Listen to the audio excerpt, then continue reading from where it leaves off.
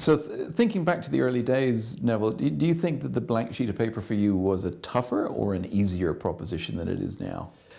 It's an interesting thought, because the reality is that without the blank sheet of paper, we wouldn't be creatives.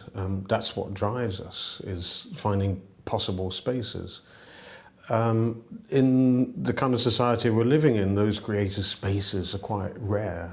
So the opportunity to have a blank piece of paper, yes, of course, it's the highest challenge, of course, because it forces us to be original, or to be judged, or to be looked at. But on the other hand, if it wasn't for that, we'd all be living in our private spaces. So for me, the more blank sheets of paper I could get my hands on, the better.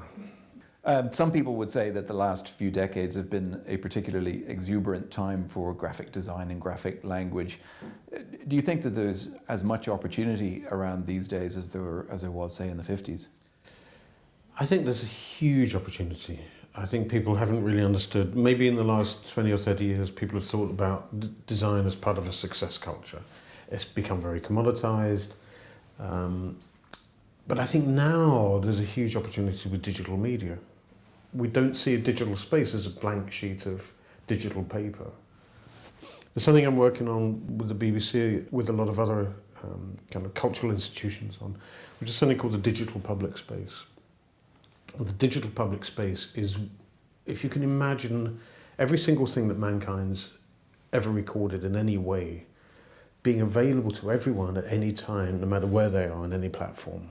And you're also connecting with anyone else in that space. So you're looking at new narratives, you're looking at all knowledge ever recorded being available at the click of a button or a search box. That's extraordinary. It's absolutely unbelievable. And how do you think that ability to look at everything that there's ever been, how has that affected the creative journey? It hasn't yet, but it will do. The challenges are huge. How do you design narratives? What does that space look like?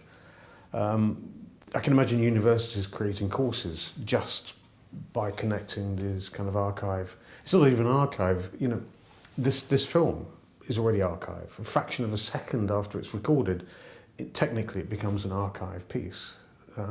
So that basically means everything is available anywhere at any time to anyone. What you can do with that creatively, I can't even begin to comprehend. It's so huge. But it means that we have to understand knowledge in a completely different way. There's such a widespread interest and fascination and sort of centrality to all things that are digital now. I wonder if that sets up any kind of action-reaction kind of consequences. There's a friend of mine who's fond of saying that paper is now going to will be the new luxury in this world. As a designer, how do you take that on? I don't think paper is going to be it is luxurious. I think that paper becomes less and less important as a space for carrying information, but more and more important in being a creative exploratory space.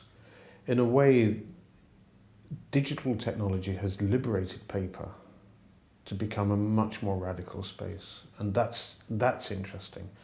As the digital space becomes more homogeneous, paper becomes more radical. And I'm shocked that I kind of believe that now, because for so long I've been arguing that digital is the way forward, that paper is unsustainable.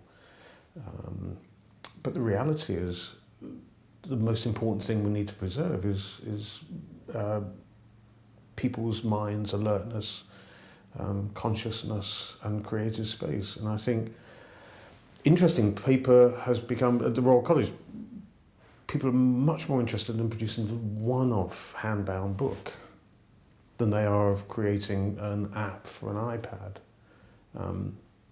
I would like them to be doing both.